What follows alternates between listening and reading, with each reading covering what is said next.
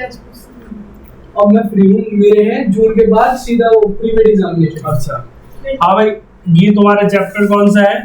Fundamental unit of life. ठीक, इस chapter के अंदर हम एक्चुअल में क्या पढ़ेंगे? जैसे कि कोई कहता है कि अगर एक बिल्डिंग बनाने की बात आती है तो बिल्डिंग में बहुत सारे क्या होते हैं? ब्रिक्स लगे होते हैं। ठीक, वैसे तो आजकल की बिल्डिंग की ब्रिक्स की जरूरत भी नहीं पड़ रही है। ठीक है, ठीक, प्लास्टिक की भी ब्रिक्स आ रही है आजकल, लेकिन कहने का मतलब है कि हम बिना ब्रिक्स के भी बिल्डिंग बना देते हैं।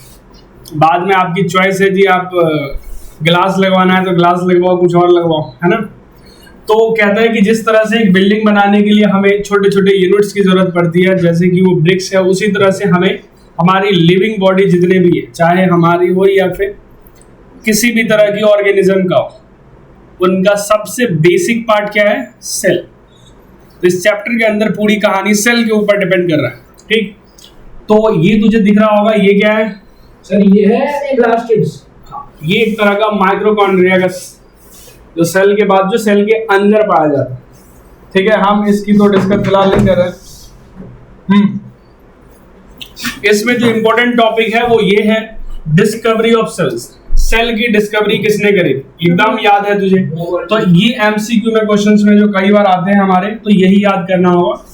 इन 1665 में किसने करा है? हाँ, Robert Hooke's by using slice of cork. ठीक, एक ट्री है जिसके बहुत सारे छोटे छोटे पतली पीसेस निकाले, जैसे कि तुम कई बार वो खाते हो ना सलाद वगैरह, स्लैश काट करके, तो उतनी छोटी पीस करके अगर माइक्रोस्कोप से देखा गया तो उसे लगा कि ये जो है किसी भी लिविंग ऑर्गेनिज्म का सबसे स्मॉलेस्ट पार्ट है। तो सबसे छोटा रूम को क्या कहते थे? कहा कि सेल। उसने नाम लिखा और सेल का मतलब उसने क्या लिखा? Little rooms. तो इन 1665 में याद हो गया किस? हाँ, और भी किसी, जैसे तुम्हारे इंसान को कोई काट करके अगर उसकी स्लाइस निकाल के चेक करता तो दिक्कत होती ना। हाँ हाँ, ठीक है, तो ये था। तो यहाँ पर है कि मीनिंग ऑफ सेल क्या होता है? Little rooms. फिर कहता है कि all the living organism have are made up of small tiny units is called cells. क्या है?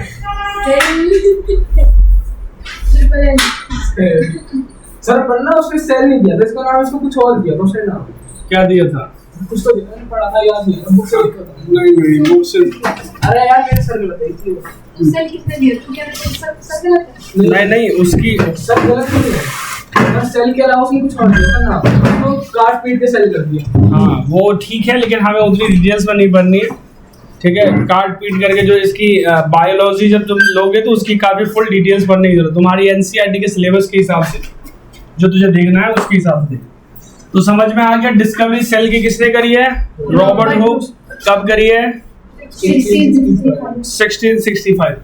उसके बाद कर ऑल द लिविंग ऑर्गेनिज्म जो है, उसके जो जितने भी लिविंग ऑर्गेनिज्म है उसके जो सबसे स्मॉलेस्ट यूनिट को क्या कहते हैं हम?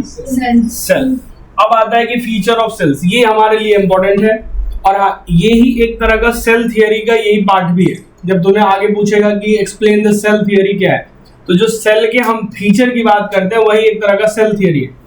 ये क्या है? All the cell have a definite cell membrane. Cell membrane क्या क्या होता है? बाउंड्री। ठीक है, बिना बाउंड्री के सेल मेम्ब्रेन एग्जिस्ट, मतलब सेल एग्जिस्ट नहीं करता है, ऐसा मानना है इनको। जैसे कि मान लो कि कोई सेल्स हो तो उसका सेल्स का क्या होगा? बाउंड्री वॉल हो। यार साइड से क्या हो सकता है? ये एक वॉल्स हो, जिसको हम क्या बोलते हैं? Cell membrane. तो ये सेल मेम्ब्रेन की कहानी जो है सो तुझे ये समझ में आ गया जो आगे चल के। फिर कह रहा है all cell have a DNA and RNA, जो एक तरह का क्या है? जेनेटिक मटेरियल, जो एक जनरेशन को दूसरे जनरेशन से लिंक को स्टोर कर। जैसे कई बार तुम देखा होगा कि कई लोगों की ऐसी शक्ल है जो उनके पेरेंटल सिस्टम से मिलता है, यदि मम्मी से, पापा से, नाना से, दादा से, किसी से। तो कह रहा है सेल्स ही के पास जो है, जो सबसे स्मॉलेस्ट यूनिट है, बताओ इतना छोटा यूनिट, उसके अंदर डीएनए स्टोर होता है। यानी हम कहते हैं ना कि कैसे साइंस को कैसे पता चला कि हम लोग कहाँ से आए। कहते हैं ना जी, हम पुराने जमाने में कभी प्योर बंदर के शेप में थे, तो उसकी जो कुछ डीएनए इंफॉर्मेशन देखा गया उसके से हमारा मैच कर रहा है, जिसकी वजह से उन्हें पता चला। तो डीएनए और आरएनए क्या है, एक जेनेटिक मटेरियल्स है जो इंफॉर्मेशन को कैरी करता है एक जनरेशन से दूसरे जनरेशन, और वो कहाँ पाया जाता है, सेल के अंदर पाया जाता है। ठीक, तो ये आरएनए क्या होता है? हाँ, आरएनए ये भी एक तरह का जेनेटिक मटेरियल है, जो डीएनए के पास आरएनए भी होता है, जिसकी हम फुल फॉर्म आगे पढ़ेंगे। डीएनए का क्या है, डेक्स्ट्रो न्यूक्लियो एसिड, कुछ इस तरह से, जो आगे हम देखेंगे। दूसरा हमारे all the cell transmit genetic information from the, क्या कहता है, एक सेल से दूसरे सेल में क्या ट्रांसफर करता है, जेनेटिक इंफॉर्मेशन। ठीक, कह रहा है cell is the basic structural and functional unit of life, ये भी एक सेल थियरी का पार्ट है। सेल ओरिजिनेट, कहां से ओरिजिनेट होता है, प्री एग्जिस्टिंग सेल्स। तो ये आपके पॉइंट्स जो आपको याद होना जरूरी है। कह रहा है जिस तरह से कोई बिल्डिंग बनती है एक छोटे छोटे ब्रिक से, उसी तरह एक जो है लिविंग ऑर्गेनिज्म का सबसे बेसिक यूनिट जो है वही, इसी को हम सेल कहते हैं। सर ये 6 के 6 पॉइंट याद करने। हाँ, 6 के 6 पॉइंट याद करना नहीं है, आज ही करके आज ही खत्म करना है, सुना के। ठीक है जी, तो ये है आपके पास जो 6 के 6 पॉइंट्स जो आपको याद होनी चाहिए। इसमें आपके ज्यादातर क्वेश्चन इसके फीचर पूछा जा सकता है या डिस्कवरी, इससे ज्यादा इसमें कुछ नहीं पूछा जाता। कॉर्क क्या होता है? कॉर्क एक शेप होता है, जो शेप में हम कट किए, जैसे कॉर्क की शेप होती है, कौन सी होती है। हाँ जी, एक क्वेश्चन है, the basic building block of living beings, answer क्या हो, सेल। ठीक है, तो इसका क्वेश्चन का आंसर तो तुझे पता ही है पहले से ही, शल। ये क्या है, एंटोनी वैन लियोनुक 1632 से 1732 में क्या करा, जो भी डिस्कवरी करा, माइक्रोस्कोप की डिस्कवरी करी, और इसी को हम क्या बोलते हैं, father of microscopy. Father of microscopy किसे कहते हैं, उसके फॉर्म में उसको याद रखना है। ठीक, बस ये चीज तुझे ध्यान रखना है। आगे नेक्स्ट पॉइंट और भी है, कह रहा है कि मतलब एक तो रॉबर्ट हुक्स का ऑलरेडी हमने पढ़ लिया और एंटोनी का भी पढ़ लिया, अब कुछ और भी है, जैसे कि रॉबर्ट ब्रॉन्स किसकी डिस्कवरी करी, न्यूक्लियस की। उसके बाद है सचलेडेन एंड सचवान, क्या करा है, प्रेजेंट सेल थियरी, मतलब प्रेजेंट सेल थियरी को मॉडर्न थियरी के नाम से भी जाना जाता है, तो मॉडर्न थियरी ऑफ सेल। और एक क्या है, कैम्लियो गोल्गी, जो एग्जाम में आते ही आते हैं इसके एपरेटस के बारे में डिस्कस करने के लिए, ये इंपॉर्टेंट होगा, जो तुम्हें एक्सप्लेन करने के लिए आता है 2 से 3 मार्क्स के। ठीक है जी, ये डन है। इसके नाम जो आपको नॉर्मली याद होनी चाहिए, लिखने का प्रोसेस आपको दिया जाएगा। इन्वेंशन ऑफ माइक्रोस्कोप, माइक्रोस्कोप का इन्वेंशन किस तरह से हुआ और कौन कौन ने करा। देखो वैसे माइक्रोस्कोप फिजिक्स वाला तो अलग सिस्टम है, यहाँ की जो माइक्रोस्कोप है, देखो सबसे पहले क्या था, first simple microscope was constructed by Antonie van Leeuwenhoek. He used biconvex lens to make the microscope. Biconvex lens तुम्हें पता है, जो तुम्हारे स्केल बॉक्स में जो आता है वो लेंस, वो भी क्या होता है, बाइकन्वेक्स लेंस होते हैं। ठीक है, जैसे देखो एक्चुअल में क्या होता है कि ये लेंस है,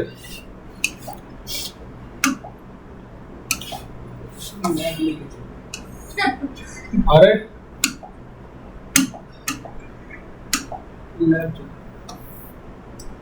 बाइकन्वेक्स लेंस, उसको हम क्या बोलते हैं, इसका नाम एक तरह का कॉन्वेक्स लेंस तुम नॉर्मल समझ सकते हो। बाइकन्वेक्स लेंस क्योंकि दोनों तरफ से कॉन्वेक्स पार्ट होते हैं, तो इसको हम क्या बोल देते हैं, बाइकन्वेक्स लेंस। लेकिन बहुत बढ़िया माइक्रोस्कोप नहीं बनाया था, लेकिन फिर भी बनाया था उस जमाने के साथ। हाँ, उसके बाद है the invention was compound microscope was done by Robert hooks.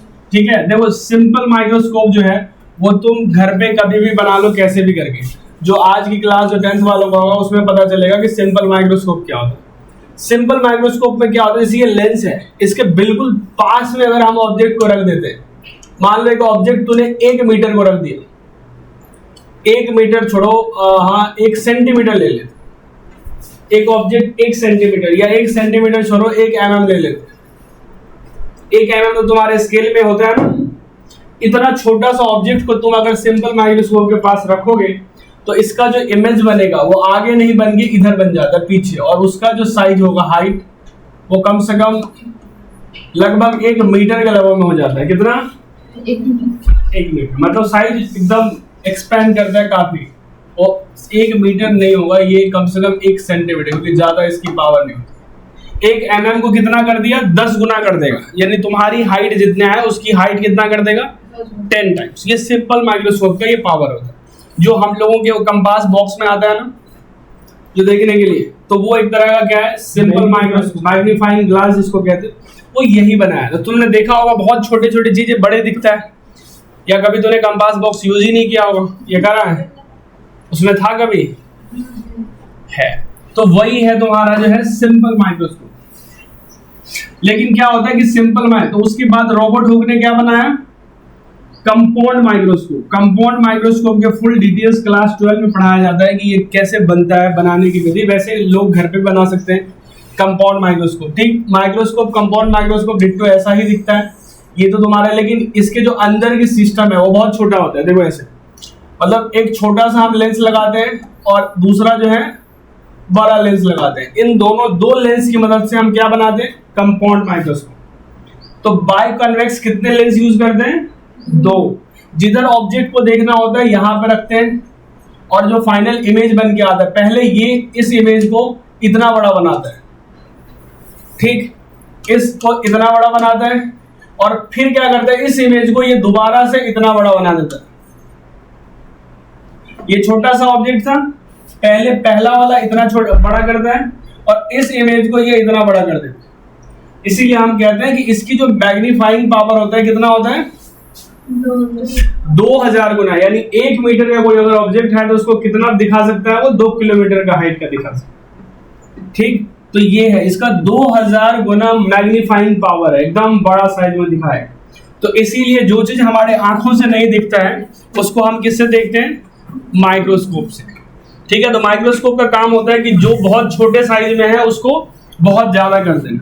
अब देखो ये तो था, इसका इतना ही पावर था 2000, लेकिन बहुत ऐसे ऐसे भी सिस्टम आए जहां पे 2000 से भी प्रॉपर दिखता है। जैसे कई बार लोग कहते हैं ना वायरस, फंगी, ये सब दिखता नहीं है, तो उसके लिए और भी स्पेशल माइक्रोस्कोप बना है। वो कौन सा है? Electron microscope are one of the that use in the electronic beams to magnifying the object, and their magnifying power is 2 lakh times.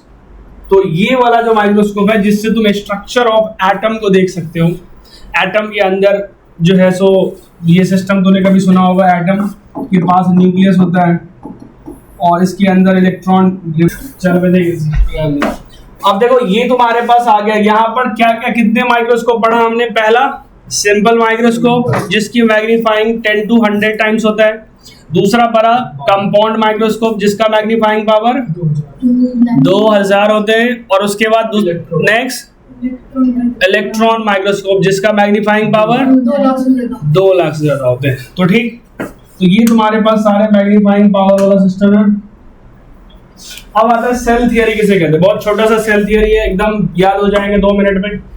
All the plants and animals are compose of cell according to this theory, या इसी को हम modern theory of cell कहते हैं, ठीक है। इसी को ध्यान रखना सर आप छू। अच्छा, इस पे हमने कर दिया। इसी को क्या कहते हैं हम?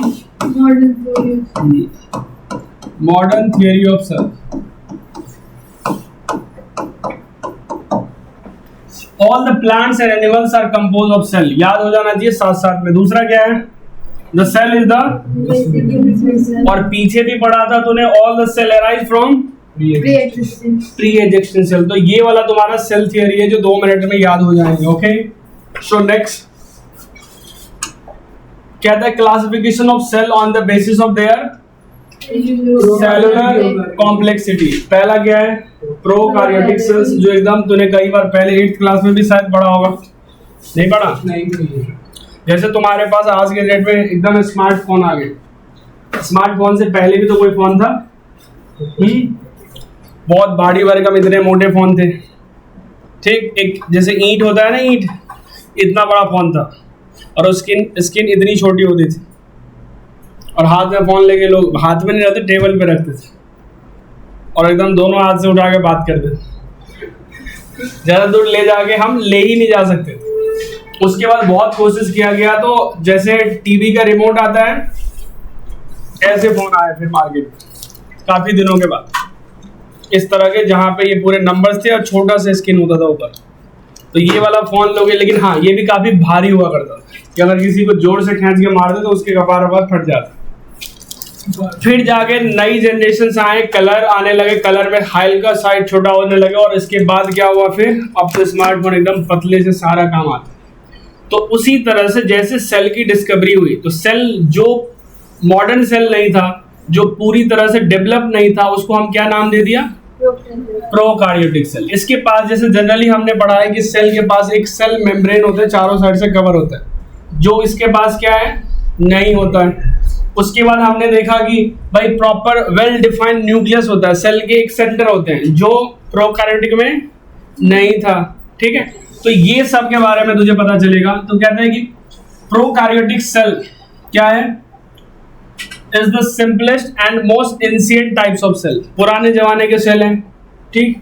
उसके बाद कहता है it lacks a true nucleus and membrane bonded organelles, मतलब उसके पास ना तो न्यूक्लियस है और ना ही मेम्ब्रेन्स है, सेल मेम्ब्रेन नहीं होता है किसके पास, प्रोकार्योटिक सेल के पास। तो वो टूटता कैसे जब दिमाग ही नहीं, न्यूक्लियस नहीं है, बाकी सब कुछ है। जैसे तू चलता, जैसे पहले के फोन कैसे चलते थे जब सर ऐसे इतने मोटे पत्ते थे, है ना।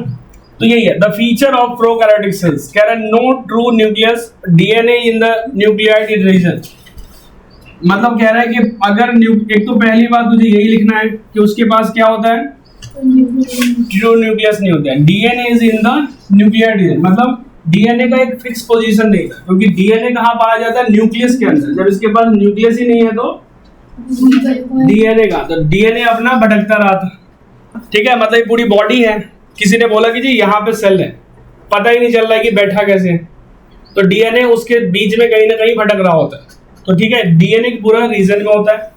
मेम्ब्रेन बॉन्डेड ऑर्गेनल्स क्या होता है, एब्सेंट होता है, यानी तुम शॉर्ट फॉर्म में लिख सकते हो उसके पास क्या नहीं होता है, मेम्ब्रेन नहीं होते, बाउंडेड मेम्ब्रेन्स नहीं होते। साइज जनरली कितना होता है, 1 से 10 माइक्रोमीटर, ठीक। डीएनए का स्ट्रक्चर कैसा होगा, हाँ सर्कुलर डीएनए। जैसे कि मान लो ये तुम्हारा प्रोकार्योटिक सेल्स है, तो इसका जो डीएनए है यहाँ पे, ठीक, तो ये डीएनए है। इसी तरह से अगर ये प्रोकार्योटिक सेल्स है तो उसका डीएनए यहाँ पे पाया जाता है। कह रहा है कि वो क्या है, सर्कुलर है। सेल डिवीजन कैसा होगा इसके अंदर, बाइनरी, एक ब्रेक होकर के 2 पार्ट में ब्रेक हो जाते हैं। जैसे ये खुद अगर कभी आगे बढ़ेगा ही तो इसके पार्ट्स इस तरह से ब्रेक हो जाएंगे, एक अलग, और फिर इसके अलग से डीएनए पास हो जाएगा, डीएनए, ठीक है। तो ये तुम्हें आगे जाएगा, सेल डिवीजन ये हमेशा 2 पार्ट में डिवाइड हो जाएगा। और एग्जाम्पल में क्या लिखोगे, बैक्टीरिया। तो ये तुम्हारे मोस्ट ऑफ द पेपर में इन दोनों के बीच के क्या आते हैं, डिफरेंस लिखने में, ठीक है। The last topic is that eukaryotic cells. इसके अंदर सेम टू इसका उल्टा बोलते जाओ, क्या होता है, complex advance types of cell that has a true nucleus and many membrane bonded organelles. उसके बाद क्या था, इसका फीचर क्या होता है, has a true membrane bonded nucleus, membrane bonded organelles present, जिसके अंदर हम प्रोकैरियोटिक प्रिमिटिव है कि ट्रू है, प्रिमिटिव, माइटोकॉन्ड्रिया, ईआर, गोल्गी, ये सब किसके अंदर पाया जाएगा, यूकैरियोटिक सेल्स का। साइज जनरली कितना हो, 10 से 100, और उसके बाद डीएनए स्ट्रक्चर कैसा होगा, लीनियर होगा, ठीक।